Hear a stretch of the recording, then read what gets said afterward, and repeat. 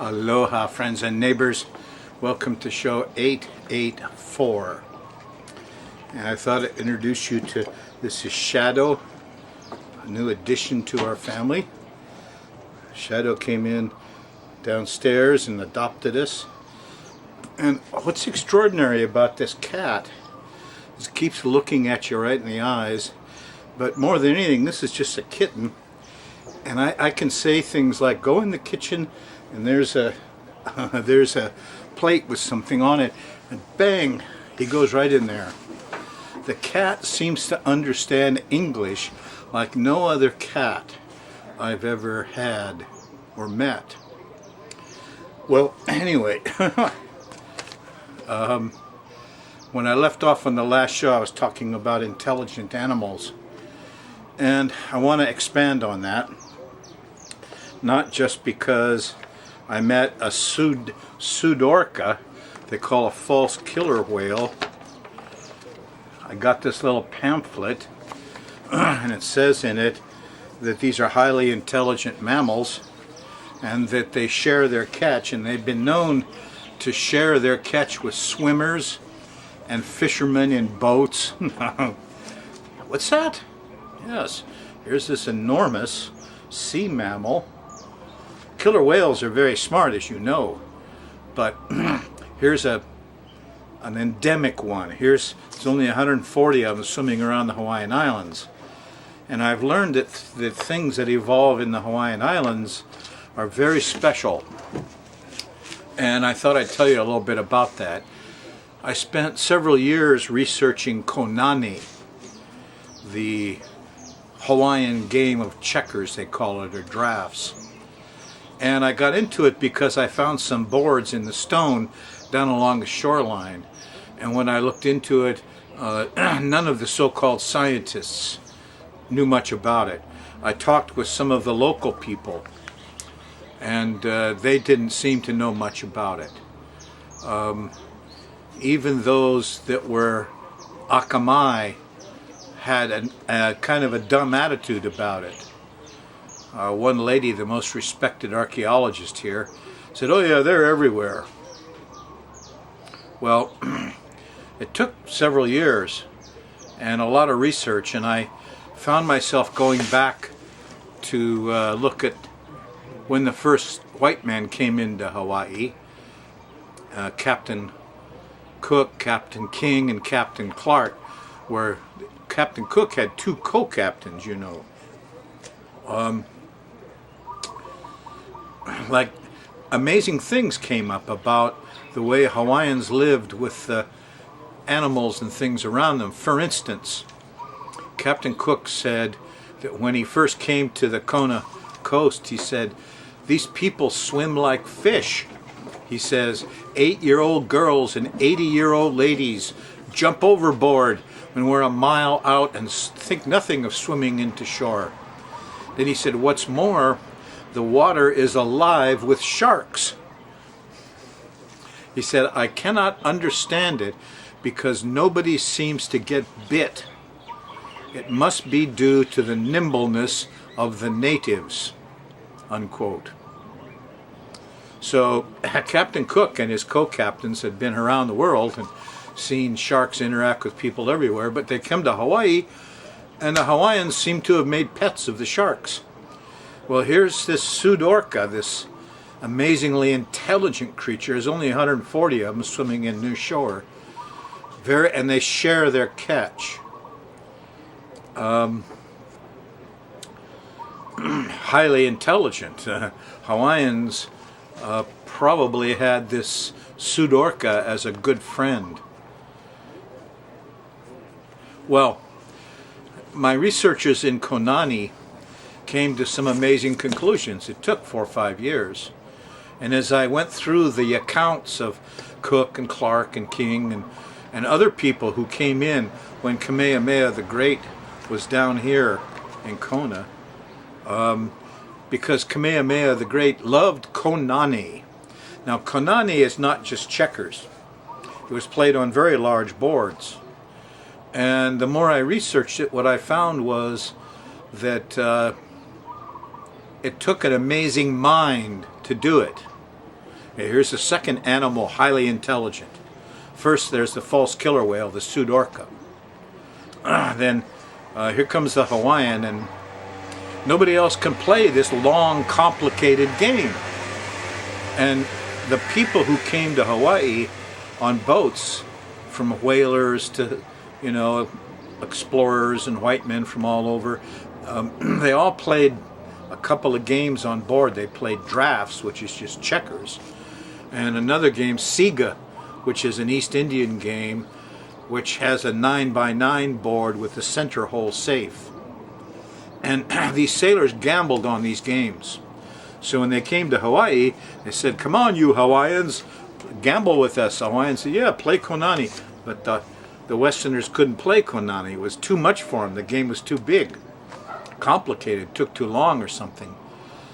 So the Hawaiians had to start playing drafts and Siga, which they did so well, they beat everybody and got so that none of the people, the white men who came in, would gamble with a Hawaiian on a game. And this got to be such a thing that the Queen of England heard about the amazing Hawaiians and their mental abilities with these games, and sent the world's champion British drafts team all the way around the world to Hawaii to challenge the Hawaiians. The Kamehameha the Great fielded the Queen's team. I don't know what that means, it's just in the book. And beat the best of the British Empire at their own game, drafts. What goes on there? Well, I came upon other things. Amazing memory abilities the Hawaiians had. In particular, that one quote from a minister down here in Kona, an ali'i came to him and said, "I want to learn to read English." And he learned English in a month, learned to read it. And he took a Bible home, and in a fortnight, he memorized the whole Bible. This amazing feat was not uncommon amongst Hawaiians. So here's a bunch of people that seem to have an extraordinary mental ability. They didn't have to invent writing because they remembered. Here's this amazing Sudorka, this false killer whale that's highly intelligent and shares its fish with you. This humankind man who's amazingly intelligent. And finally, here's Alala. I'm writing up the Alala story right now for publication. And the more I got into that, I find this amazing raven, bigger than other ravens, much smarter than other ravens. What the heck? A big, huge raven that's of high IQ, the smartest bird in the world. And the false killer whale is probably the smartest mammal in the ocean. And the Hawaiian, I think, is probably the smartest human on this planet. Yes, who can memorize the Bible in a week. So what goes on? The isolation of these wonderful islands produces extreme high intelligence in a huge ocean mammal, in a huge bird, and in a people. And intelligence is all around us of an extraordinary nature. Of course, you're not supposed to know. No, the white man says, these are all primitives, that animals don't think. The cat doesn't understand me. The Alala doesn't have the IQ of an 8-year-old. I mean, we're supposed to believe that these animals and these people of the past are stupid compared to our amazing modern intelligence. Gee, false pride, ignorance, and you've been taught some attitudes that are wrong. Animals think and feel, have spirit like you do. And Hawaiians are very, very smart. I remember when I first got to these islands in the early 60s, people would say, "Oh, and Hawaiians all lazy and not so smart." Hell, Hawaiians had a higher reading rate than any place in the world. They were so smart. But we've conveniently forgotten that, haven't we? We've conveniently forgotten that the raven kept in a federal prison is the smartest animal in the world. And we've conveniently forgot that the Sudorka, I'm going to show you, something came up a few days ago on the internet about them.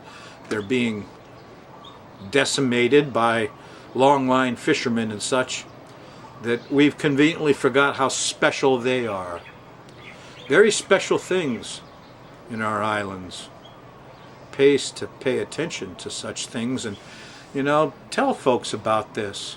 We can change the attitudes. Remember the 100 monkeys? Only took 100 monkeys to start washing their potatoes in Japan, and thousands of monkeys all over the island spontaneously started. So you folks are the highly intelligent ones. Once you understand something and talk about it a little bit, bang, the whole population understands. Hey, come on, let's go do the sky mirror. I hope there's more attention paid. Well, I'll show you the little bit on the false killer whale. It's a terrible name. Sudorka is a terrible name. But I'm going to show you that piece, then we'll do the sky mirror. Come on.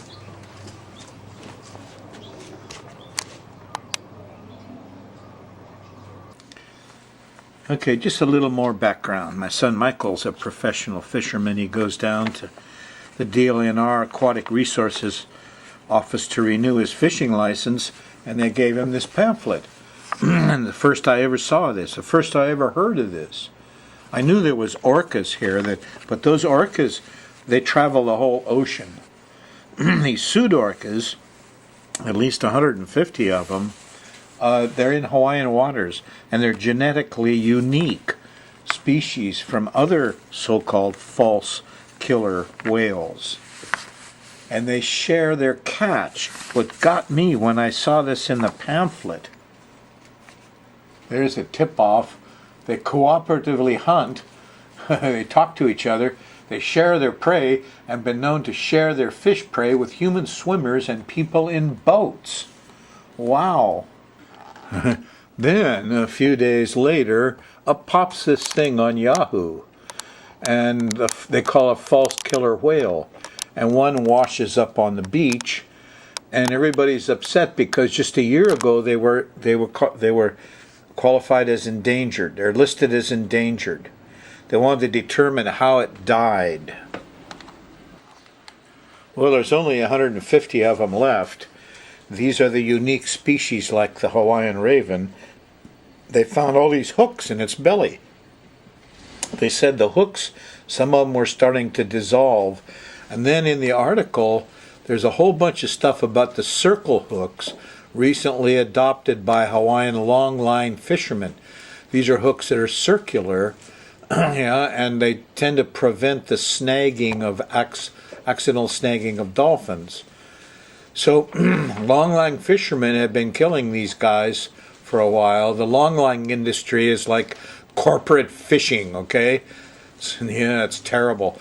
And these animals eat, mahi-mahi and ahi and the other fish that we eat. So, it turns out they could have just regular guys like my son out there fishing on his boat, goes trolling, could accidentally come upon one of these guys. So, they got these new hooks that won't hurt them and allow them, they're also weaker, so they allow the dolphin, they call this guy, when he steals a fish, he doesn't get caught. He can tear the hook. Anyway, this is a big thing. And now the question is, are they going to try to get the trollers and individuals to help with this and save this animal? They call it the short line industry and the troll fishery. They're also believed to accidentally snag these guys. So, what do you got here? Probably the smartest critter in the ocean. And, like my friend Alala here, the smartest bird in the air, another Hawaiian product. He's endangered. And you know what? The Hawaiians themselves, probably the smartest humankind animals on the planet, like this raven and like that Sudorka. Well, they're kind of also endangered, aren't they? And their culture, yes. It's actually an example of synchronicity, is that Michael gives me the thing from the state on Sudorka, and then bang, there's this thing in the newspaper, and bang, there it is on the internet, and suddenly Similar things happen. I started working on my paper, my article on Olelo and what happened, and I did so when Mercury stopped in trine to Jupiter. And as I got going on it, I had a couple of days, all sorts of things came up with ravens and the media and on television and in music, and doggone, I was helped from all these sources. Synchronicity again. And then after Mercury went retrograde a day or two, it kind of tailed off a little. But I'll have it finished soon, and you will be the first to hear it and see it. Well, hey, let's get to your world. What's happening for the next week? What's happening in the sky mirror, huh? Things up above in the sky, mirroring what's happening down there in your world. That's what it's really about. It's a mirror. There's some important things going on. Stations of planets. First, you'll enjoy the fact that Mercury is going direct on the 10th of November. And, it's going direct at 3 degrees of Scorpio, which trines Neptune. Yeah, and Neptune stops in the sky and goes direct 3 days later at 3 degrees of Pisces. So there's this wonderful thing happening. Mercury stopping and speaking. This is Hermes. This is the doctor. This is the messenger. This is Mercury. He's a guy with wings on his helmet. Hermes stopping and saying, "What?" And here is Neptune, Poseidon. Here's the doctor, priest, artist. Here's Jesus. Here's the Pope. Now, if the Pope doesn't come out here and kind of blow our minds with some stuff, there's something wrong. There ought to be some wonderful truths and wisdoms and things going on that trine. There's also a full moon on the 17th. It gets you out of some of your physicality, but that's minor compared to this trine. Here it is. See, here's Mercury, kind of big, 3 degrees of Scorpio, trining over here to Neptune, who's kind of big at 3 degrees of Pisces. And I call this miraculous message. There could be a lot of names for it. Inspired communication. Understanding of priest, artist, doctor stuff. Understanding of the ocean, of the liquids, of religion. So, this is happening in your chart too. I don't know if you have anything at 3 degrees. It's happening in water signs. So anything at 3 degrees, earth and water, is going to benefit by this. I got some planets here. I'm expecting some religious enlightenment. So this is kind of a wonderful thing that's going on.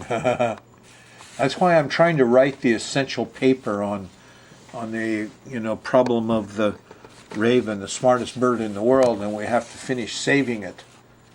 So I started the writing on this stuff too, and this, as Mercury stopped at 20 degrees in trine to Jupiter, truth and wisdom, and then it goes back and it stops at 3 degrees in trine to Neptune with Jesus sensitivity and things and knowledge, and then it goes back up and goes by 20 degrees again, and I better have everything finished. Anyway, Mercury is doing some magical things here, and you need to keep your ears open.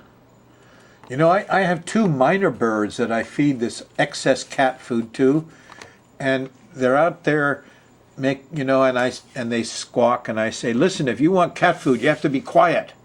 And doggone, they got really quiet. I mean, seriously quiet. They sit up there on the lanai cover, beep, beep, you can barely hear them. They talk to me.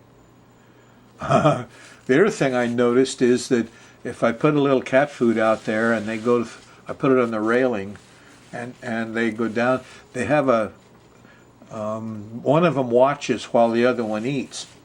And if one of those cats comes around, there's this really loud squawk, and I swear those minor birds are saying, "Cat, cat, cat, cat." That's just the way they sound. Cat.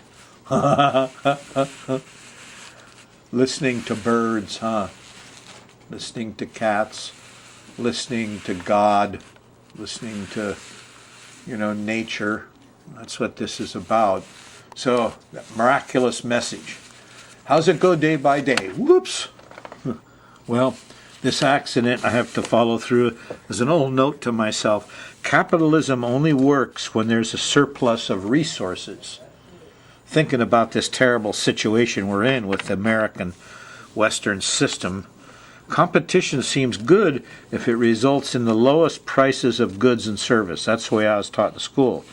Unless capitalists steal and abuse the profit motive. Evil results, the loss of resources. That's what's happened in our country. That's why we're questioning this capitalistic thing. Is it really what you want, is to go and get as much money for yourself and screw everybody? This competition, this sports mentality, war mentality, Mars mentality, it's got to change. Anyway. Things just, see, you got to go with it when Neptune does things. Okay, we're going to look at this day by day. I'm going to run the moon around here and see what happens in your world. And look at that, there's Venus next to Pluto. Now look, as Venus comes up and goes by Pluto, and there's Venus, 3 to 12 degrees Capricorn, there's Pluto at 9. So 2/3 of the way through your week, Venus will be right on Pluto. And Venus, of course, is sweets. Is this Halloween craziness over candy? Could be. Pluto takes things to extremes.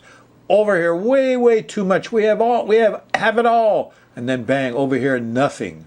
I bought a little bag of candy the other day at Long's, and I ate too much, and the next day it all looked horrible. So that's what's happening with Venus. This is also love, sex, orgasm, sweets, pleasure, pretty girls, which might have all the power here and then be down and can't get up over there. As Venus goes by Pluto, it'll go to extremes, both sides. All I want is sex and sugar. No, I don't want sex and sugar at all. All I want is sex and sugar. Ha ha ha ha ha. Anyway, you just went through it, didn't you? If you're on the Thursday night show, you're here. But this was Wednesday night. You went through a lot of that. But there'll be more as you go through the early part of November. Let's see, Friday, the moon's still in Capricorn. You're still feeling a little randy. Thursday night, there's a opposition to Jupiter. Too much, too much. Stop those rich people. Who are those 1% and all those lawyers? Boo! Truth comes out, huh? Yeah. It got real practical Thursday morning when the Sun and Saturn were in good angle. But now you see there's people trying to get too much. Friday morning, the moon's still in Capricorn. It doesn't change till almost dinner time. Just before dinner, the moon changes into Aquarius and is a whole different feeling.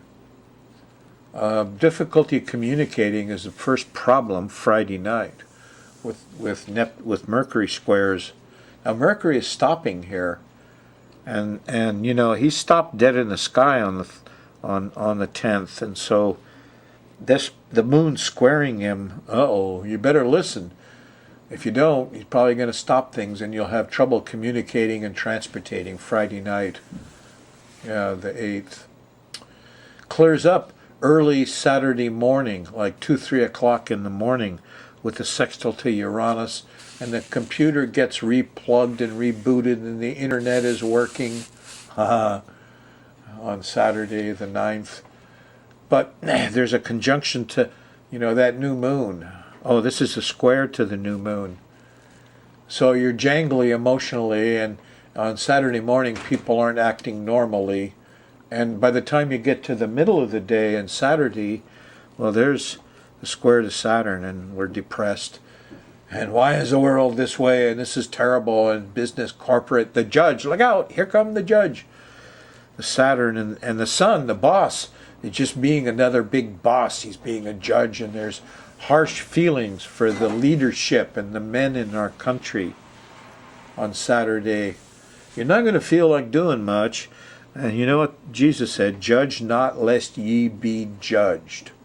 And that's for Saturday, November 9th. It goes through the morning of Sunday also while the moon's still in Aquarius. it changes around dinner time when the moon shifts into Pisces. And you're in the Neptune zone. Come fill the cup. And Neptune is stopping dead in the sky on the 13th. Here we are on the 10th. So this is the big spiritual bump. And it's Sunday night. If the Pope doesn't come out and enlighten us all about something, some wonderful truth and wisdom is going to come in, because here's Mercury, and he wants to talk about it all. Maybe we'll find out more real truth about some of the problems with, our view of the world. A lot of it comes because of religion. We're taught we should believe these things. I was a little kid, 10 years old. People asked me, is the world really created in 7 days? Eek! Get sexy Sunday night. It's actually Monday morning. Here's a sextile to Venus and Pluto. Stay in bed late Monday, 11:11. Nice. Everybody's ticked off and over emotional and too much speed. And there's Mars is not happy. The young people, the young guys, look out. They're on a rampage here. It's Monday night and everybody's fighting. Tuesday morning, wisdom comes out. There's bosses, men here, leadership. Everybody's sorry. The moon continues through Pisces. Wednesday morning, the 13th, the moon's in Aries. It all changes. You're in the glitch land, the Uranus-Pluto square, electrical problems. Feel alone, jittery stuff, swirlies, tornadoes, earthquakes, hurricanes. Here's all the old stuff. Take you right out of the comfort zone Wednesday. There won't be any comfort, guaranteed. Continues through Thursday with the square to Jupiter. We haven't got enough. Doesn't mellow out till you get to Friday, November 15th, when the moon goes into Taurus. Here's a sextile to Neptune. We get some faith. But there's problems with the kids and with the communication still Friday. There is some sexy sweets, though. Here's a trine to Venus and Pluto Friday night. Venus's day, the 15th. Be with somebody you love. That's important. On Saturday, you got to go slow, get the job done. But Saturday afternoon, Mars and Jupiter kick in. You can do the chores. Sunday, take the day off. It's a full moon, and full moons are always difficult. The less you do, the better. Everybody's having trouble getting the show here and there. Don't worry. Come back next week. We got more interesting things to talk about. Aloha.